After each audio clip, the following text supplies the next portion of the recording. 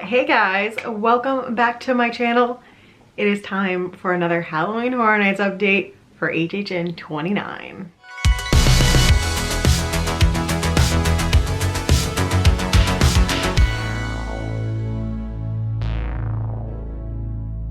So we have made it to June, and although there haven't been a ton of announcements lately, we do have a few things to discuss since my last video, which I'll link right there if you haven't seen it yet. So today I want to discuss our 2 additional house announcements, which are both originals, yay, and also discuss tickets because they released all of the ticket packages for both guests, single nights, passes, annual pass holders, all that good stuff has been released since my last video. So before we go any further, if this is the first video of mine that you're watching, hi, I'm Liz.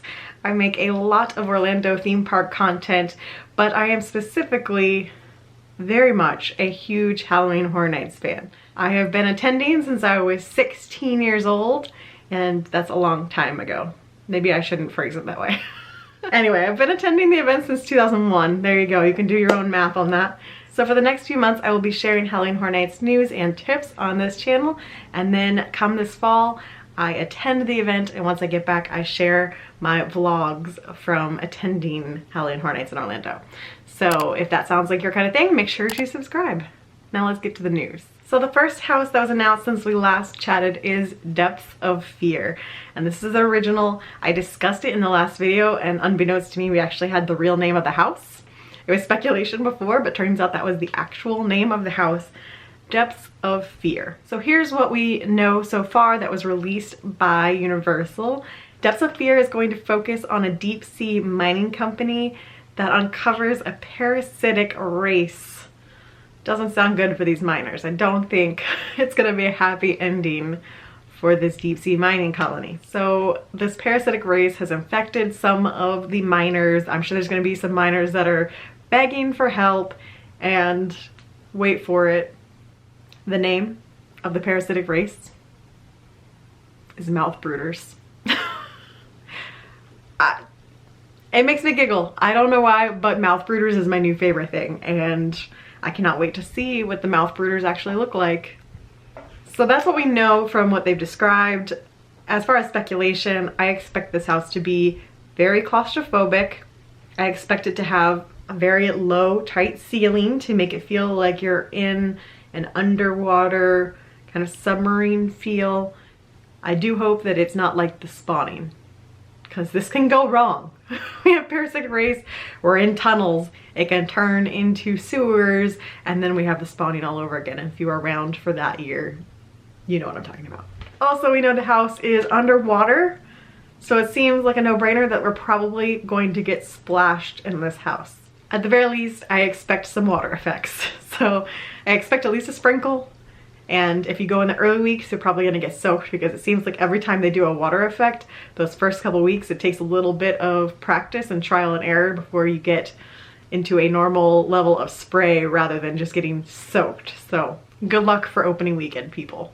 I'm also wondering if there will be projections, so maybe like portholes where it looks like there's water, where it looks like you're underwater. That would be really neat. And I wonder if there's going to be any Titanic callbacks, because that was sort of their first underwater sea house. It'd be cool to have some Easter eggs from Titanic in the house.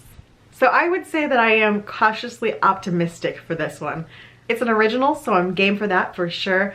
I'm just not sure how the mouth brooders are gonna turn out, because like I said, it can go wrong. So we shall see. Excited to be underwater. Hopefully we get some really cool effects out of it, and I'm curious to see what A&D do for this original house. So that brings us to the house that was just announced, and that is Yeti, Terror of the Yukon. So once again, the speculation was correct. We were getting a Yeti house. However, we definitely had the location wrong, because the rumor was something about an Appalachian Yeti, and this is Yeti in the Yukon. I'm thrilled that it's going to be the Yukon, because this means we get another snow house. And if you've been to Halloween Horror Nights in any time of September or early October, you know nothing is better than walking into a snow house, because they always crank that AC. And it's the best feeling in the world. unless of course you just got soaked in Stay and Scream and then you go straight into that house and then you're an icicle. But for every other time, it feels absolutely amazing to get that blast of AC. There's usually snow falling, so I'm very much looking forward to that. But I'm getting ahead of myself because I want to talk about what they shared before I go into speculation. So in the description, they did reference Slaughter Cinema, which was one of my favorite houses last year, and the Yetis in that house, as I discussed before, were terrifying, so I'm glad they got a shout out. That said, we are trading B-movie for bloodthirsty terror, they say.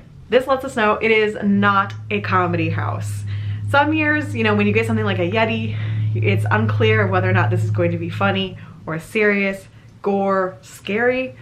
They made it very clear in this description that this is not a laughing matter and that this is going to be very serious and very scary. They also mention snow. So like I said, I expect snow falling. They mention caves, which is really cool because we're going to get multiple scenic options.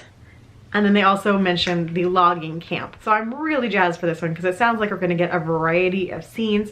It sounds like we're gonna travel. We're gonna be out where the logging camp workers are stationed. We're gonna end up in the Yeti's lair in a cave. It sounds like there's just gonna be mayhem. This is my #1 anticipated at the moment. I think the description and the artwork for it are awesome. I might be a smidge biased because I already have a favorite Yeti in this house. So I'm very excited to get to visit that Yeti. However, just from the art and the description and the fact that I love snow houses, I think this is going to be near the top of my list. So with these 2 originals added to the list, that means we still have 5 more houses to be announced. So to recap what's been announced so far, we have Stranger Things, Nightingale's Blood Pit, Universal's Classic Monsters, Depths of Fear, and Yeti, Terror of the Yukon. So that's where we're at right now. On the speculation side, we do have one interesting thing that has happened behind the scenes over here. So we have, still in speculation mode, House of a Thousand Corpses, Ghostbusters, a hide and seek original, this one that I can never remember. Oh, Killer Clowns, I can never remember Killer Clowns. Killer Clowns, and then the last house we had speculated was a Tooth Fairy house. And something is happening behind the scenes on the Tooth Fairy house. We don't know what it is yet, but something is changing. I don't know why I'm doing this, but that's what I decided to do. Something is changing because at this point, casting has already begun for Halloween Horror Nights, and a lot of scare actors already have their spot, and they don't know what they're doing yet, but they know that they're either in a house or a street and they know their house number. Well, the house number that was attached to Tooth Fairy, all the actors got their positions and then lost their positions and were put into reserves. So when something drastic like that happens, it signals that a house has changed. It's a drastic change, right? So they typecast for these houses. They go through body type. So like I said for Yeti, you're gonna have a bunch of tall guys. You might have some women victims, you might have some smaller people as victims, but overall, the majority of the cast are going to be tall guys. Disclaimer, I don't know anyone who is going to be in the Tooth Fairy house. This has just all been in the rumor mill going around the community. Say for instance, everyone cast in the Tooth Fairy house were 5'2" females because you need tooth fairies. And then all of a sudden that house gets scrapped and you go a different direction and you don't need 5'2" females, then all of that cast gets moved away and you have to recast for that house. So that is what appears to be happening. So it looks like the Tooth Fairy is out, which I'm kind of bummed about because that one sounded really intriguing to me. I was really interested to see what type of spin Universal put on it, but now we're all waiting to see what replaced it. Time will tell. The rumor mill will be spinning, I'm sure, and maybe by the next video I make, I will have what speculation is saying is replacing it. But right now it's a little too fresh in the rumor mill to absolutely know what is replacing it. So we'll see, but this is big. It's odd and strange for something like this to happen at this point in the game. We usually have speculation shifting all around early in the season, but once people start getting cast, it's rare for this to happen. So I'm hearing that it's replaced with an IP. We just don't know what the IP is yet. So that's a bummer because we were having 5 originals, 5 IPs, and now it sounds like we have 6 IPs and 4 originals. Alas, this happens, so that's just the update on speculation. So now let's discuss the tickets that were announced, which I know some of you won't need this information. You are seasoned HHN pros, but a lot of the people who watch my channel are new to Halloween Horror Nights or new to Universal. So I do want to just share this information and a little bit of insight from what I know. So first of all, ticket prices went up. This is no shock. It happens every year. And as the event gets more and more popular thanks to Stranger Things or these big IPs, it's inevitable. It's just gonna keep happening, right? It's true, it's happening every year. Am I happy with it? No. Do I expect it? Yes. But the good news is that Rush of Fear was actually extended through the month of September. I was worried about this because normally Rush of Fear is only 3 weeks, and now with the new schedule, September has 4 weeks worth of Horror Nights, so I was worried that that last week of September would not get included, but thankfully it was. So Rush of Fear includes the entire month of September. The other big news circulating is that there is no annual pass holder discount for the 2 highest passes, which are Frequent Fear Pass Plus and the Ultimate Pass. Ouch. Added to that, there are blackout dates for Universal team members this year, which is the first time I've witnessed that in all my time going, that I've at least known team members. So yeah, that's crazy. A big chunk of October blacked out for team members. So let's discuss some prices. I want to discuss the single night pricing and the single night express pass pricing. Wow, that was hard to say, because I think most of the people who are going to get full passes don't need this advice. I'll go over them briefly, but so from what I could find on the website, it looks like a single night ticket to Halloween Horror Nights for 2019 will run you $66.99 through $91.99 depending on the night you pick. So this is kind of like surge pricing. If you go on a Wednesday or a Sunday during September, you will probably find that $66.99 price.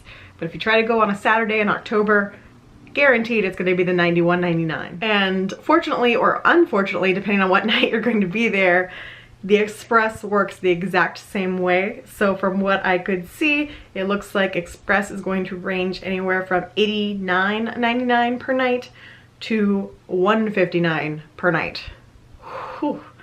$159 for Express for one night, and that night guaranteed you already paid $91 to get in, so ouch. So if you're like me and one night just simply is not enough, there are options for you as far as frequent passes. Now the numbers I give here are not the AP discounts, because I trust that if you're an AP member that you know how to log on to the annual pass holder website and find all those discounts. So these are just for your general public prices. The Rush of Fear, which is good for the entire month of September, runs at $109.99 or $334.99 with Express. Oh, yikes. The Frequent Fear Pass, which is good Sunday through Thursday, also includes the first weekend and the last Friday. That one is $119.99 or $374.99 with Express. Your Frequent Fear Pass Plus, which is good Sundays through Fridays, so every night except for Saturday, plus the first 2 nights of the event, plus the last Saturday, which is a bonus. That is $139.99 or $459.99 with Express. That's where the lack of annual pass holder discount gets painful. But now we've made it to the ultimate.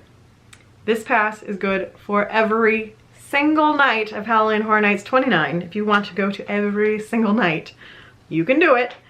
And this also includes parking after 5 p.m. That is $259.99. Brace yourself. $679.99 with Express, and there is no annual pass holder discount.